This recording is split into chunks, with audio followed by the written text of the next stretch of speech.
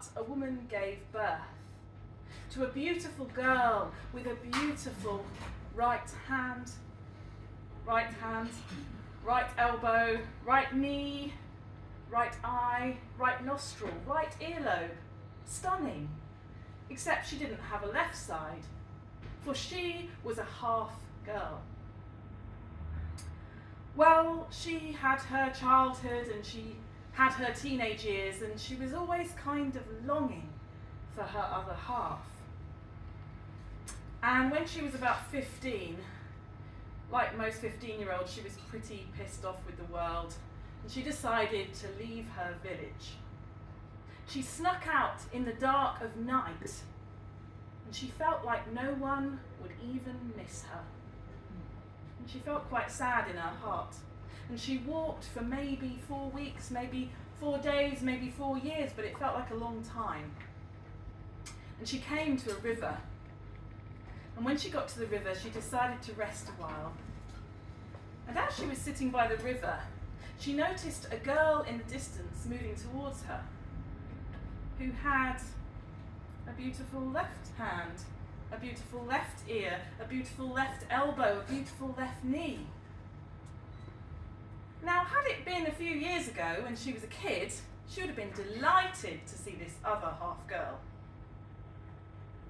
But at this point in her life, she was kind of broken. And when she saw this other half, her stomach was filled with a kind of dread. A knot formed in her stomach. And as the girl drew close, and they looked at each other with their respective right and left eyes, they decided to start a fight. And they pulled each other's hair, punched each other with their respective fists. And this brawl ended up getting so nasty that it went into the river. And they were pushing each other's heads down under the river until the river went very quiet and neither of their heads were seen. Now I'm going to take us away from this story and into another story. This is a true story of what happened to me when I was 15. I was quite a pissed off 15-year-old, and I wanted to leave my village. And that summer when I was 15, my mum said, we're going to go on an amazing holiday this year. We're going to go to Canada. My mum had a friend from school that had emigrated to Canada, and she decided that we were going to go as a family and we were going to meet her friend and her friend's family. Now, I had discovered kissing the summer before on a Spanish exchange trip, and I quite liked it. And we went to Canada, and my mum's friend had a son who was 16, I was 15. He could drive, because in Canada you can learn to drive really early. And I wanted to kiss Alan, that's his name.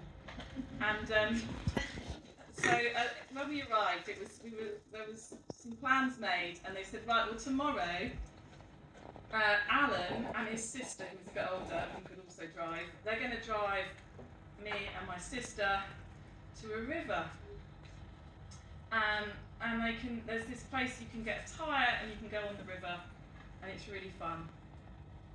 So that was what we did. This was amazing. It's like no parents. We were in the car with a 16-year-old driving, and I really fancied him. He was called Alan, and then we went to this place and got these tyres, and we started going down this river.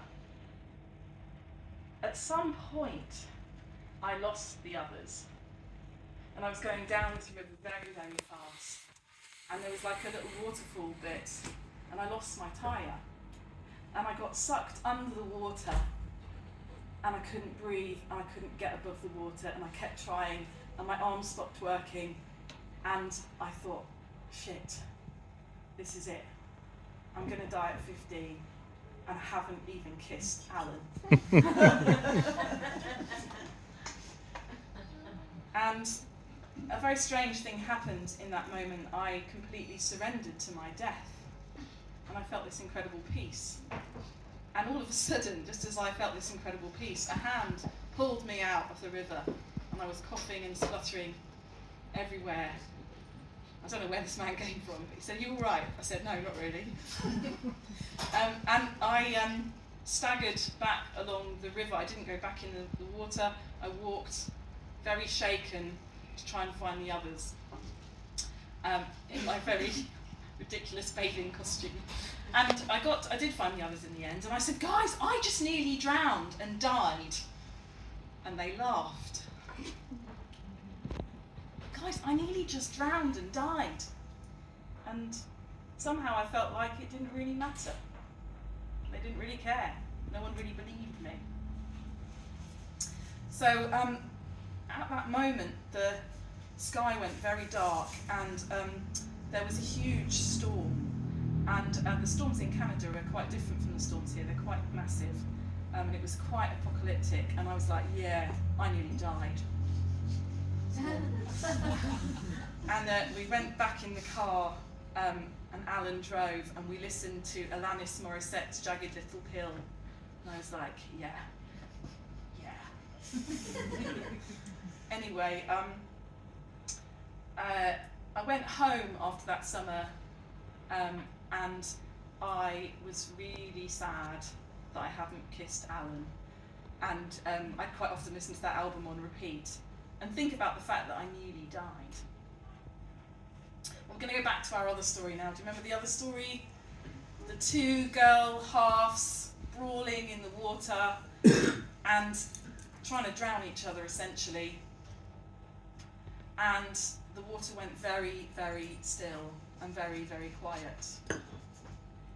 And then, from the water emerged one whole bedraggled girl with seaweed in her hair and black river water on her clothes. She staggered out of the water, looking a bit like Medusa with snakes in her hair. And she staggered along the road, walking with both a left foot and a right foot. And she could hear with both ears, she could smell with both nostrils, she could hold her own hand if she wanted to. And as she got towards her village, an old man was standing on the edge, and he said, "Welcome home. You know the village have been grieving since you left. The village have been grieving since you left." And the girl staggered on, and there were many villagers that came out of their houses welcoming her. "We missed you. Where did you go?" And then she got to the wise woman of the village, who said, "Don't you know that every girl in this village is a half girl, and every boy in this village is a half boy? And it's not till you leave the village that you become whole." So the summer I was 15 and didn't kiss Alan, I went to Canada, half a girl, and I think I came back home. Yay!